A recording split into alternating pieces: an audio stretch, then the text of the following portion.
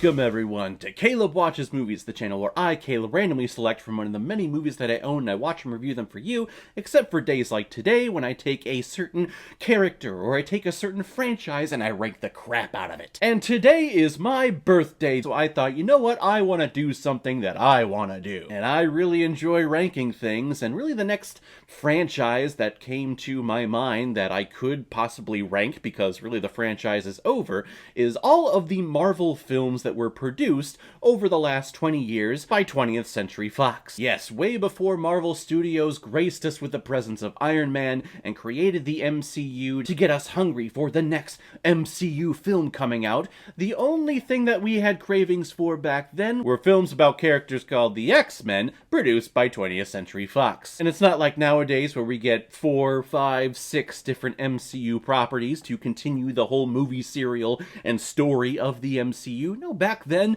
we got one superhero film, X-Men film, every 2 years. It's a lot to clamor for. And yes, there was also Spider-Man over at Sony, but really like the big studio that was putting out a lot of stuff when it came to Marvel outside of Marvel Studios was 20th Century Fox and all of their X-Men Fantastic Four stuff. And also there are rumors going around that a certain MCU character called Doctor Strange may be bringing back a couple of these characters that's going to show up on this list, so I thought, might be the time to rank them. Do it before it's the cool thing to do. So by my count, there were 18 different films that were released by 20th Century Fox, all with some type of Marvel character in it, and I thought I had this list pegged. I made a preliminary list and ranking of what I thought I would love and hate of this franchise, but going through it, I was shocked at certain things that I had, like, towards the top of the list, came down to, like, mid-level. Like, it did not hold up for me at all. And some things that were, like, absolutely terrible actually improved a little bit. I was like, you're not so bad. But this is, of course, my personal ranking list. I'm not saying that this is the definitive list, like I did with my Batman movie ranking review a couple of weeks ago. That, of course, is the definitive Batman ranking list. So here we go, ranking all of the Marvel films produced by 20th Century Fox since the year 2000. Let's get to the list. Starting off at the bottom at number 18 is a little film called Elektra, a spin-off of the Daredevil film that they put out a couple of years prior to the release of this movie, and it completely bombed. And rightfully so, because this movie is frickin' boring. And I feel really bad because Jennifer Garner, you can tell, is trying and busting her ass to try to do something with this movie and to connect it with audiences, but it is just not working. And the story is confusing because we have the good side and then we have the Hand clan. Well, I think I ended up calling them the Finger in my Elektra review, but it's the Hand versus the good side, and they're trying to get this person called the Treasure, because if they get the treasure on their side, that balances the forces, but that doesn't make sense, because it would be balanced now if the treasure was not a part of either side. If you put it on one side, it's not balanced.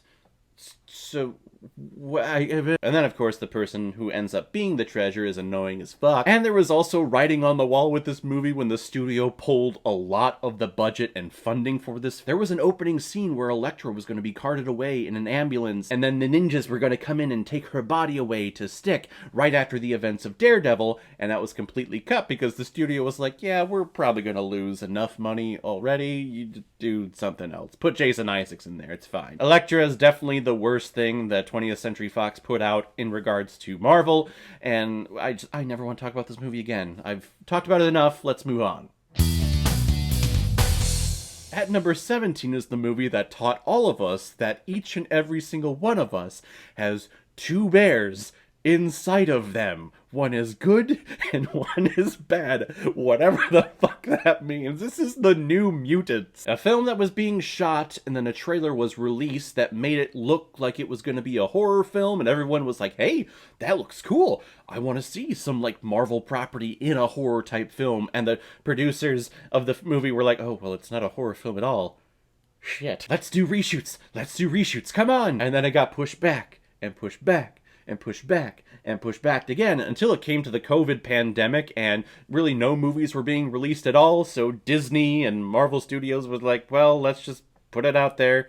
We're gonna lose money on it anyway. Let's just do it and let's Move on. And I'm always gonna dog a film for making me dislike an actor or actress that I actually really admire. Outside of this film, I love Anya Taylor-Joy and really everything that she did.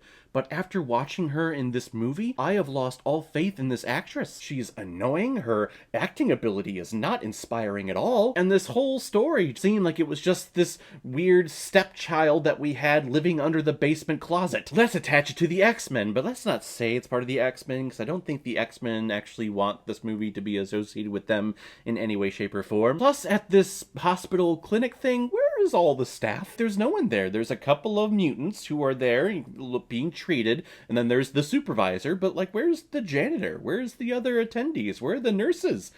No one's cleaning the dishes. The mutant's doing that.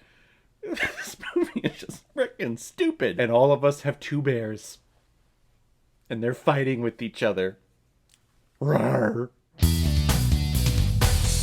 At number 16 was a film that was going to spin off to an entire origin series, but then after it was released, everyone was like, no, don't give us origins at all, we don't care. This is X-Men Origins Wolverine. What has not been said about this film and its awfulness? Terrible, terrible CGI.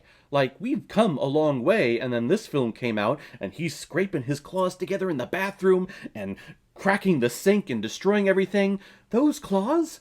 Just, what is that? Is this CGI from the 80s? Ugh! And the movie's plot points are so cliche and they are so overdone. You know exactly where this movie is going after the opening credits, which is one of two things that this film has that is great. The war montage, and then also the introduction of Ryan Reynolds as Wade Wilson. I'm not going to call him Deadpool in this movie because he wasn't Deadpool yet, but gave us a little glimpse of, yes, I really want to see that. Could we have that more on screen? Oh no, he's only here for 5 minutes? Oh, you are going to bring his character back, but you're going to sew his mouth shut. Wow. And it's also an origin story about origin stuff of this character that no one gave a shit about. Like, this movie tells you the origin of how Logan gets his leather jacket that he wore in the original X-Men trilogy. Who the fuck was caring about that? You could just tell they were reaching for anything to put with this origin of this character, and we never got another Origins film after that, thank God.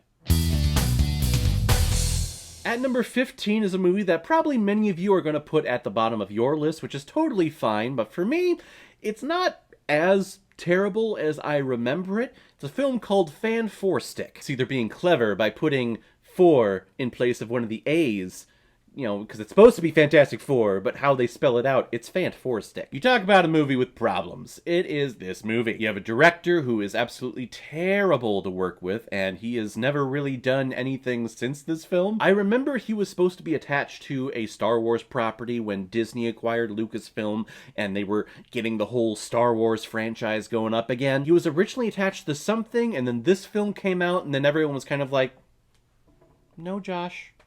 No. And there are stories about how rude he was to actors and how terrible he was to work with, and the producers and editors locking him out of the room as this film was getting ready to be released, and they totally reshot and re-edited the whole second half of this film. And you can definitely tell, because once that screen goes black and says 1 year later, it's a completely different feel of what we were getting from the first half. And the first half, I was actually pretty much enjoying. It's not the Fantastic Four from the comics, it's a brand new take, and I appreciate that. And then you get to the second half, and the studio's like, can't we just make this like Avengers and do a big giant beam shooting up into the sky? You can tell where all the reshoots are. Whenever Sue Storm is on screen, you can see like, oh, hey, that's not a natural blonde color. Oh, that is a natural blonde color. Wow. So we have a wig on, we don't have a wig on.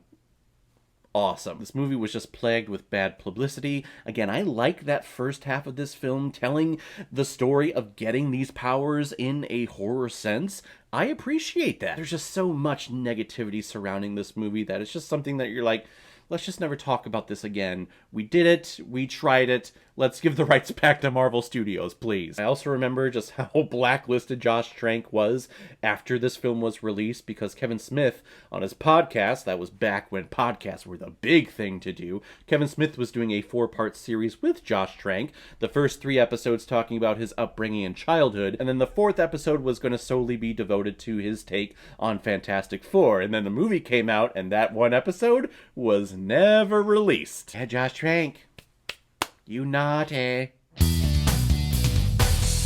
At number 14 is one of the most disappointing movie-going experiences I have ever had at the movie theater, and that was X-Men 3: The Last Stand. The movie starts, and we're trudging along, we're going along, and I'm going, okay, everything's fine here. It's a little strange, but everything's fine. And then Dark Phoenix does the thing to Charles Xavier, and all of a sudden you're like, whoa, that was kind of just out of nowhere nothingness with this character. Okay. And then the Dark Phoenix became like a henchman to Magneto and his war powers. And you can tell that there is just two stories, two ideas and scripts going on here.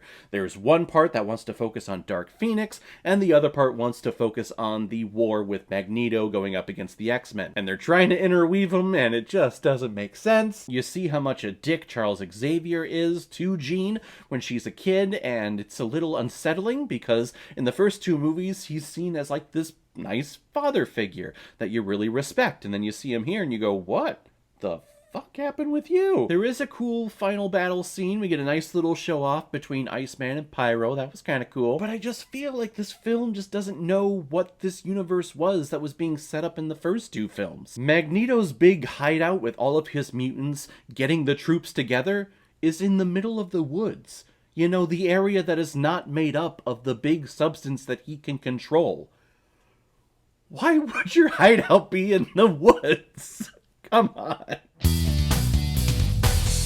At number 13 was the first outing with 20th Century Fox for the Fantastic Four, and that's called The Fantastic Four. Instead of making a superhero action film, they tried to make a family comedy with a ton of lame-ass dad jokes that just weren't funny at all. And I can commend Chris Evans for trying to come across as cool, and he definitely does. He is by far the best thing about this movie, but even he can't salvage it. Really, the idea of producing this film was, hey, we have a bunch of these actors who kind of look like the characters from the comics.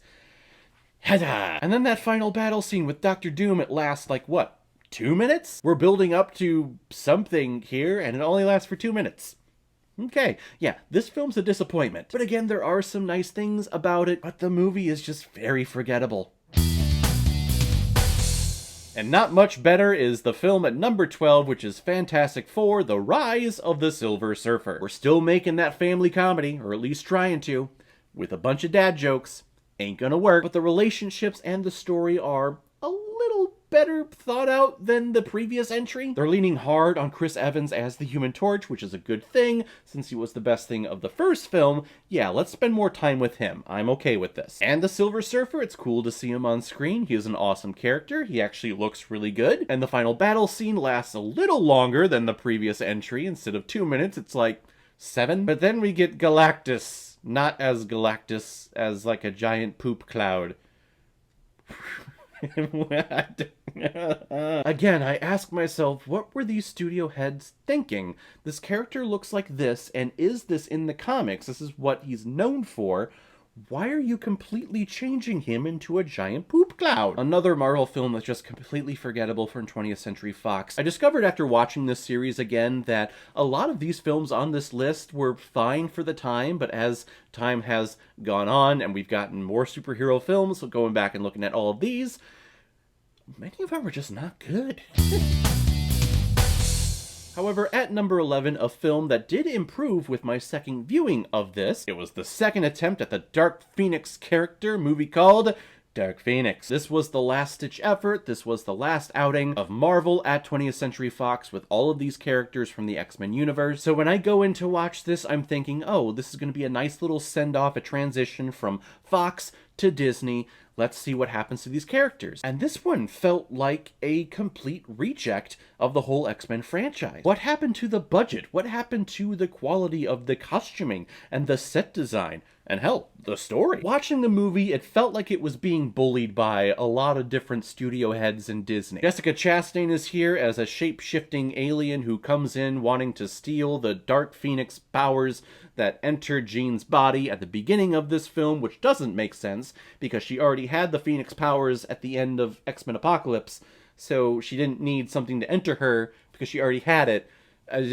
Back to Jessica Chastain, a shape-shifting alien who wants to absorb all these powers. Yeah, they were supposed to be Skrulls. But then the movie Captain Marvel is getting made, and Disney is like, hey, we're going to acquire you, but you can't use the Skrulls in this film because we're using them, so do something else. So they come up with the different alien race, which I don't even know what their name was. I don't care. They have Quicksilver a little bit in this movie until they don't. They also have Jennifer Lawrence being a dick and really throwing shade at Charles Xavier for no reason. I do like the relationship that Charles has with the president and the government and all these federal agencies in this film. I like that he has them on call and he's bridging the gap between mutants and humans. And I also love the score. I mean, no one told Hans Zimmer like, hey, bud, you don't have to work this hard on this score for this movie. It's not that great. You don't need to do something like this. Holy crap, that thing is incredible. Dark Phoenix, not as bad as I remember. At number 10 is another movie that wasn't as bad as I remembered it being. It did kind of feel empty in parts though, and that's X-Men Apocalypse. So when I think of the character Apocalypse, I think of how he was conceived and drawn in the animated series. He's this big, towering figure. He kind of looks a little robotic, but whenever he came on screen, everyone was like, oh, okay, we're in some serious shit here. We may not survive. But instead of that, we get Ivan Ooze from Mighty Morphin Power Rangers. And the horsemen that he selects are like half good choices, and the other half are like, why are you here? Angel, who can fly. That is it. And Psylocke, who can make sharp little beams with her hands. Horsemen of the Apocalypse. But Magneto and Storm, those are good choices. Those make sense to me. We have our second amazing sequence with Quicksilver saving everyone from the X-Mansion. That was awesome. And I like the introduction of the younger cast of all of these characters that we know from the previous couple of X-Men films. But these prequel X-Men films are just plagued by a terrible performance by Jennifer Lawrence. I used to think that she was great. Looking at her now, after all of these years of seeing her in other films, she's just not good. And I also really enjoy the Magneto story here of him going off and actually having a wife and having a daughter and that whole situation. Heartbreaking what happens, but you definitely root for him to do what he wants to do. X-Men Apocalypse, it's not terrible. Definitely not the best thing. It's fine. At number 9 is the movie that started it all with X-Men. The movie that convinced studio heads that, hey, you know, these superhero properties, they can actually bring in some money. Let's do more of these. This is a movie that I can easily go back and watch again and again and again because I have such nostalgia with it. And we get the introduction of the amazing casting of Hugh Jackman as Logan, as Wolverine. He was never meant to be this character. It was supposed to go to Russell Crowe. Thank God they chose Hugh Jackman, though, because you can't picture anyone else now in that role other than Hugh Jackman. And Halle Berry as Storm, I actually really like. Not in this movie, though, because she is trying an accent. I don't know what the accent is, but she's trying one. Definitely didn't hear it again after this one. You know what happens to a toad when it gets struck by lightning? The same thing that happens to everything else. Dad jokes again. That's like all Fox can do with these Marvel properties. Ugh. But I like Magneto's plan of trying to turn all of these big government officials into mutants.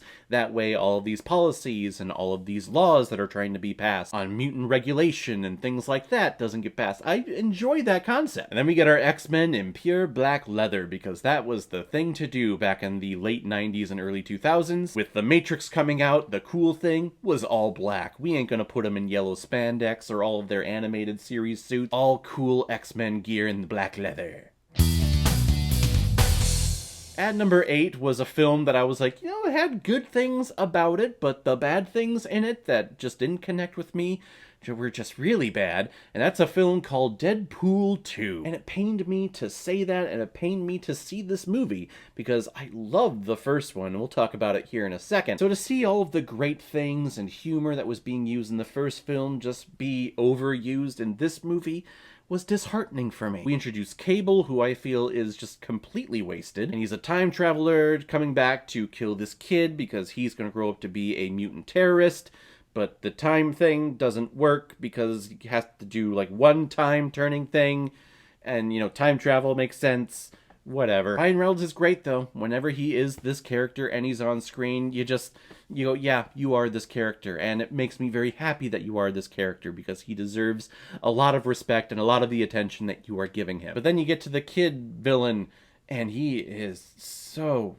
fucking annoying. It got to the point where I was putting fingers in my ears in the theater because I couldn't stand listening to him, seeing him on screen. He was just so fucking annoying. Deadpool 2 had a lot of good things about it, but the bad things about the film were just really, really bad. That's why it's at number 8. Now, at number 7, this film to me is actually very enjoyable. I loved watching this thing on repeat when it came out in 2003, and I still revere it. I still really enjoy it, and that's Daredevil. Yes, of course, the Netflix series did Daredevil the way it should be. It's an amazing series, but before we got that, we had Ben Affleck in the role of Matt Murdock, and he's fine in the role. He's doing nothing campy with it. He's actually taking it very seriously. He's taken on a more Batman approach to Daredevil than, say, Charlie Cox did with Daredevil in the Netflix series. But like I said, I remember watching this film on repeat, and I could still do that to this day. I love listening to the soundtrack too. The soundtrack was great. Plus, I really enjoy Michael Clark Duncan as the Kingpin. We never got to see him again in that role, but he was a pretty good Kingpin. But I do recognize this film's faults, and it has a lot. Anytime there's CGI on the screen, it's awful. It is terrible. You're not going to get any complaints or any fight back from me on that. Plus, the whole romantic fighting on the playground was just cheesy as hell. But I had never really seen Daredevil or read the comics before this film, and this film got me into Daredevil comics. So any movie that inspires me to dive deep into the history of this character, I mean, 2 thumbs up. I love this movie. At number 6 is probably the biggest surprise on this list for me, going back and watching all of them, because before this list, I was thinking that this film was in the top 2. I really enjoyed this thing, but after watching it, I'm thinking, oh my god, this thing is so freaking cheesy, and the acting is so hammy. What happened with my recollection of this movie? And that's X-Men First Class, a movie that was originally supposed to be X-Men Origins Magneto. We were supposed to get the origination of Magneto, but then the studio said, well, Wolverine didn't do well, and, let's just do prequels to X-Men. That's good. We still get the Magneto origin, but it is attached to Charles Xavier, which makes sense seeing how they're best friends. And I love James McAvoy and Michael Fassbender as these characters, and their relationship together. It's a joy to see on screen. In fact, one of my favorite scenes, not just in this movie, but really in all of cinema, is their rage and serenity scene. Magneto discovering that true power doesn't just come from pain and anger, but it comes from hope, it comes from sadness, it comes from love. There's so many other different emotions that you can pull strength from, as opposed to just anger. It is an amazing, beautiful scene. I could watch that scene on repeat for the rest of my life. It's that inspiring. Everything else here, though, is so freaking campy. Jennifer Lawrence is just doing something on screen. I don't know, but she is just not good. And how they come up with everyone's name, like, hey, we thought you should be Professor X, and you should be Magneto. All cheesy stuff. But they do incorporate the mutants and the fighting between the mutants into the Cuban Missile Crisis, and I like that, putting it into everyday, commonly known historical things here in this country. And the characters speak different languages. I was really appreciative of that when this came out. It was 2011, so hey, we have different people in countries in this movie, they're talking their native language. We also had Captain America the First Avenger that came out, I think, right after this film, and everyone in Germany or overseas was speaking English when really they shouldn't be. So I was like, see, I respect that one. But just the campiness, the overacting, majority of a lot of things in this movie just brought this film down so many pegs for me. Disappointing. There's still really solid, beautiful things in this movie, though.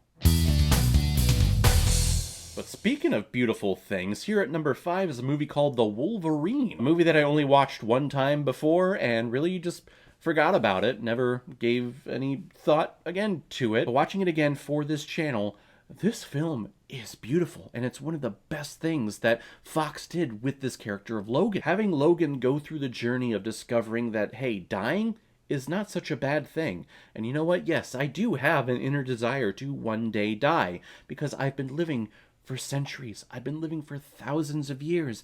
kind of gets boring after a while. So to see him start realizing that maybe this could be a possibility, and to see him see himself not heal right away. Hugh Jackman has an amazing performance in this film. Plus, you put Logan over in Japan, which is just an amazing country. I love the culture. The sequence on the bullet train, him going through Tokyo and all these different Japanese cities.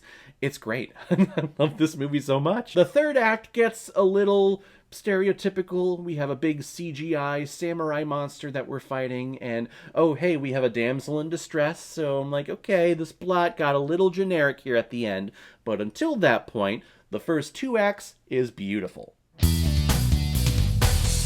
And speaking of loving 2/3 of a movie, here at number 4 is a movie that probably many of you are going to have at the top of your list. It's at number 4 for me. It's really good, but there is something about this movie that just drives me crazy, and that's a movie called Logan, a rated R Wolverine film. That's exactly what we all needed. It's the swan song, it's the final performance of Hugh Jackman as this character that he had been playing for almost 20 years at the time. He owns it. He gave so much love, and you can see all the love that he's giving to the character in this story and in this film. He's such an amazing performer, and he does a great job with this movie. I'm not big on westerns, I'm not a big fan, but when we do get a really solid western, I am into it, and that's this movie for the first 2/3. I'm loving it. It's a slow burn, we're building up to something, it's a character study, I'm totally involved. But then the kid starts talking, and everything goes to shit. I do not like this character of X-23, and I don't like the performer that plays her. Noi Yang. And I'm thinking, this is the one that's supposed to carry on the legacy of the Wolverine and carry on the legacy of X-Men? Yeah, no thanks, let's sell the thing to Disney. But I do love this film from an acting standpoint of Hugh Jackman and also Patrick Stewart as Charles Xavier. Many people tend to forget about him in this movie, but he does stellar work as well. It's a movie I feel could have been nominated for Best Picture that year and probably should have. At number 3 is a classic X-Men film that I can go back and watch again and again and again. It never gets old. Whenever it pops up on TV, I stop and I watch it. It was really our first introduction of seeing X-Men go up against different superpowers, in that being the government and the human race. And that's X2 X-Men United. It was one of 3 movies I remember going to the movie theater and having no seats available, and all of us going and sitting in the very front row, the very first row. So just sitting there looking up at the screen like, but what a great way to expand this world on the first X-Men film. We're introducing all of these younger, different characters, showing off their powers, and making them prominent characters. Not just being like, hey, you do the thing, okay, bye. No, they're actually here for the entire film, and I really love that. Wolverine discovering his past, going up against Stryker, going up against the lady with the deadly fingernail and adamantium claws, and teaming up with Magneto for like the 52nd time at this point, but still a great movie that is one of the best, really, superhero films of the last 20 years. At number 2 is really the end game of the X-Men universe, the end-all be-all, taking different parts of this franchise, putting it all into one big gigantic movie that was heartfelt, that was beautiful, that had a lot of great sequences. X-Men Days of Future Past. There are stakes in this movie. These characters, they die at many points, and there's no coming back. Maybe there's going back in time and a different version of the character showing up, but these characters can and will die. And seeing the 2 different generations of Professor Xavier, we got Patrick Stewart, James McAvoy sharing that scene together. It's another great scene of just someone talking to themselves and working out their problems and anxieties with themselves. And the action scenes that we get in here are awesome. I reviewed X-Men Days of Future Past last year, and I totally forgot to talk about Quicksilver, and I'm not going to forget about it now. The Quicksilver sequence in here is the best thing of this movie. It made this character of Quicksilver lovable, enjoyable. Everyone wanted so much more of him. And then we saw more of him in Age of Ultron the following year, and everyone was like, wow, that was nothing compared to what we got in Days of Future Past. Okay. But it was a tremendous endeavor getting all of these actors who had kind of put these characters away for a little bit with no intention of returning, getting all of them to come back and reprise their roles and really just be here to be lambs to the slaughter for some cases. There is just a little dip from the second act going into the third, and that's explained more in the Rogue cut because that was completely cut out of the theatrical version. I'm okay with that. I'm not a big fan of Anna Paquin's Rogue, but you can tell that there is a dip in action and a dip in story in that part of the movie, but you get away from that, and this movie, it's beautiful, it does bring tears to your eyes, and it gives all of these characters, in particular Wolverine, Logan, a happy ending, which he doesn't get. He never gets in any of the other films. He's still a tormented soul, figuring out who he is and figuring out what he wants to do. Here in this movie, he gets a happy ending where he sees the love of his life and all of his friends happy, and that makes me happy. I love this movie. But the best thing that Fox has ever done with Marvel properties is a movie called Deadpool. If you ever wanted to see pure love be put on screen for 2 hours, it's Deadpool. A movie that took 11 years to make when Ryan Reynolds was introduced to this character on the set of Blade Trinity, because his character in that movie was very similar to Wade Wilson in Deadpool. So he reads the comics and he falls in love, he tries to get at Meg, he shows up in X-Men Origins Wolverine, and he is awesome in it, but it's also a waste of that character. And then all of a sudden, this test footage of what a Deadpool movie could be just kind of leaks online, and everyone blows it up. Everyone loves it. And that was the kick in the butt to the studio to say, hey, people love this movie, why aren't we making this? And it's not just a superhero action film. This is a love story. This is a romantic piece, or at least as the advertisement of this movie would tell you. Which, if any of you are going into marketing and advertising, I think this film needs to be a part of your curriculum, part of your studies. How can you advertise a movie not just with trailers and little previews like that? No, let's put them into all these different promotions and commercials for like Viagra or Valentine's Day or Australia Day, anything like that. And it was amazing. This whole movie is just amazing. Ryan Reynolds is hilarious in this film, but this film also has some very heartfelt, deep and dark and sad moments to this character, which I felt that was completely missing from Deadpool 2. He's not just funny and laughy and commenting the whole time. He has moments of where he hates himself, or he's hating someone, or he's loving someone. He's not just cracking jokes the entire time. Deadpool is an example of pure love when it comes to filmmaking. I love this movie so much. It is the best superhero film of 2016, and it's the best superhero film that was ever produced by Fox Studios. And that is it. That is all of the Marvel properties that was released by 20th Century Fox. What did you think of my list? Do you agree? Do you disagree? Whatever you thought, comment below. Let me know what you thought about it. And also let me know your ranking of all of the Marvel films produced by 20th Century Fox. I'm very curious to see how my ranking stacks up against yours. And as always, if you like what you see here, if you like my take on movies, then hit the subscribe button and make sure you hit that bell. See you the next time I release my next movie review. So guys, I will see you next time on the channel. But in the meantime, be well, be good to each other, and go watch a movie. Take care, guys.